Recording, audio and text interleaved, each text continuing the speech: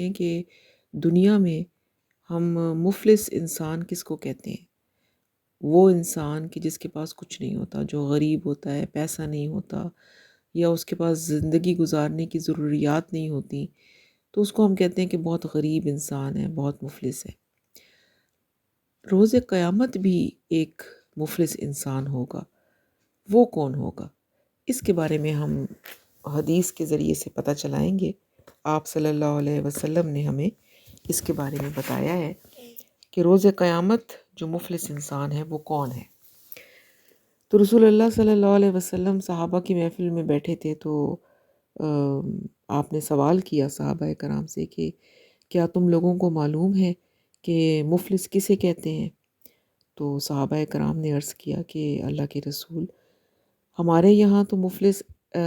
اسے کہتے ہیں کہ جس کے پاس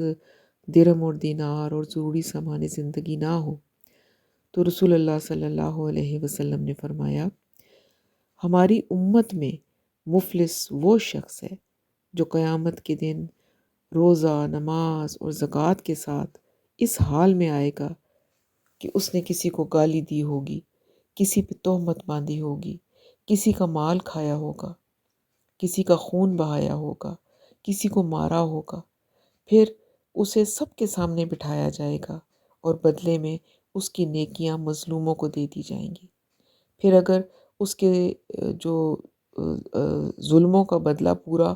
ہونے سے پہلے اس کی نیکیاں ختم ہو جائیں گی، تو مظلوموں کے گناہ لے کر اس کے پاس رکھ دیے جائیں گے اور یوں وہ جہنم میں ڈال دیا جائے گا۔ بہت ہی ایسی حدیث ہے کہ جس کو پڑھ کر خوف آتا ہے اور ڈر لگتا ہے کہ اللہ ہمیں ایسے لوگوں میں شامل نہ کریں، کیونکہ ایک ایسی حسرت ہے کہ ہم دنیا میں دیکھتے ہیں کہ جب ایک انسان سارے دین کے ارکان پورے کر رہا ہوتا ہے، نمازیں پڑھ رہا ہے، تو نماز کے بارے میں کیا آتا ہے کہ نماز برائی سے بچاتی ہے۔ تو اگر ایک نماز پڑھنے والا انسان نماز پڑھتا ہے اور ساتھ وہ برائیاں بھی کر رہا ہے، تو اس کا مطلب ہے کہ اس کی نماز میں کوئی کمی ہے، اس کی عبادات میں کچھ کمی ہے۔ تو وہ انسان کہ جو دنیا میں ڈھیروں عبادتیں کرتا ہو، ظاہر ہے وہ مطمئن ہوگا کہ بھئی میں نے تو اتنی نیکیاں کی ہیں، تو میرا تو انشاءاللہ تعالیٰ آخرت میں کچھ نہ کچھ چھٹکارا ہو جائے گا۔ لیکن اس کو یہ احساس ہی نہیں کہ اس نیکیاں کرنے کے ساتھ ساتھ وہ حقوق العباد میں فیل ہو رہا ہے، وہ لوگوں کے حق مار رہا ہے، لوگوں پہ تہمتیں لگا رہا ہے، جو آج عام ہے بات۔ ہم عام طور پر یہ چیز دیکھتے ہیں، کسی کو تانا دے دینا، کسی کے اوپر تہمت لگا دینا، کسی کی برائی کو اچھال دینا، کسی کو تکلیف دینا اپنے مفاد کو حاصل کرنے کے لیے، یہ ایک عام سی چیز ہے۔ اور یہ وہ لوگ کر رہے ہیں کہ جو نمازیں بھی پڑھتے ہیں، روزے بھی رکھتے ہیں، صدقہ خیرات بھی کرتے ہیں، تہجد بھی پڑھتے ہیں، اور پھر بھی یہ کام ہو رہے ہیں۔ تو یہ وہ مفلس انسان ہے اس روز کہ جب اس کے پاس وقت بھی نہیں ہوگا، جب وہ کمائی نہیں کر سکتا، اس کے پاس وقت ختم ہو گیا کمانے کے لیے، اور تب اس کے پاس سے یہ ساری نیکیاں لے لی جائیں گی اور ان لوگوں کو دے دی جائیں گی کہ جن کے اس نے حق تلفی کی تھی، اور پھر بھی اس کے